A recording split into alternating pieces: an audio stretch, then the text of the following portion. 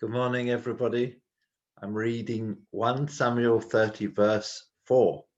Then David and the people who were with him raised their voices and wept until they were too exhausted to weep any longer.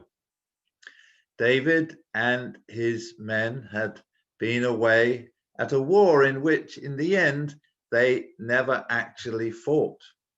No doubt, as they returned to their homes in Ziklag, they were full of joyful expectations since they were still alive and were about to see again all that was precious to them. What a great shock it must be when in a few seconds your joy is turned to utter grief and despair as you realize your whole world has been shattered. Their city had been burnt with fire, and their wives and children, herds and flocks had all disappeared. They were in such anguish that they wept until they were utterly exhausted. It got worse for David. In their distress, his men spoke of stoning him, for all of them were embittered for their sons and daughters. They were beside themselves with grief. But in the midst of such calamity, David knew where to turn, and he found grace from God to turn there. It says he encouraged and strengthened himself in the Lord his God. Then he knew what he should do. He called for Abiathar the priest, and he inquired of the Lord. And the Lord spoke.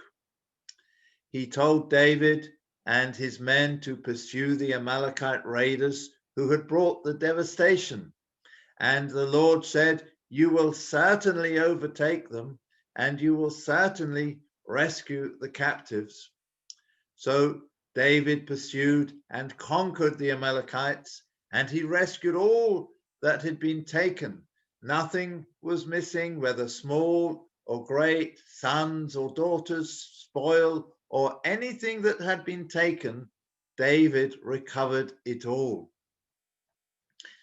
As God's people, we will not always be spared trouble, even calamity.